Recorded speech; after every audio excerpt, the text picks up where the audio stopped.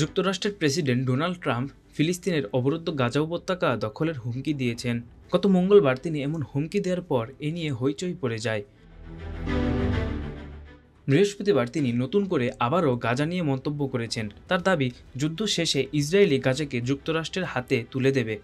গাজা দখল করতে তাদের কোনো সেনা প্রয়োজন হবে না।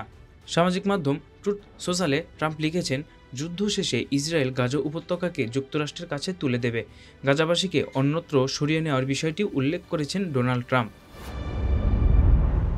এবং তিনি দাবি করেন অনেকেই সেখান থেকে উন্নত জায়গায় চলে গেছে, যেখানে তারা ভালো আছে।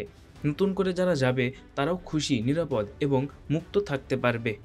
গাজাকে বিশ্বের অন্যতম সুন্দর শহরে পরিণত করা হবে বলে উল্লেখ করেন ডোনাল্ড ট্রাম্প এবং তিনি বলেন, যুক্তরাষ্ট্র বিশ্বসেরা ডেভেলপমেন্ট দলের সঙ্গে কাজ করছে এবং ধীরগতি ও সতর্কতার সাথে গাজাকে পুনর্গঠন শুরু করবেন, যেটি হবে বিশ্বের অন্যতম দৃষ্টিনন্দন শহর। অন্যদিকে ট্রাম্পের গাজা দখলের প্রস্তাব প্রত্যাখ্যান করেছে সেখানকার মানুষ। এক ফিলিস্তিনি নারী ব্রিটিশ সামাজিক মাধ্যম বিবিসিকে জানিয়েছেন তারা গাজাতেই থাকবেন এবং গাজাতেই মরবেন।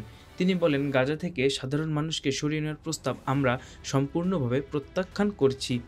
আমরা এখানেই থাকব এবং গাজা ভূখণ্ডের জন্মভূমিতেই মরব। আমরা ১.৫ বছরের যুদ্ধ, মৃত্যু ও ধ্বংস মোকাবেলা করেছি, এরপরও আমরা এখানে রয়েছি। তাহলে আমরা কিভাবে এই ধরনের প্রস্তাবে রাজি হতে পারি? ইসরায়েলের প্রধানমন্ত্রী বেঞ্জামিন নেতানিয়াহুর সঙ্গে হোয়াইট হাউসে যৌথ সংবাদ সম্মেলনে গাজার সাধারণ মানুষকে সরানোর ঘোষণা দেন ট্রাম্প।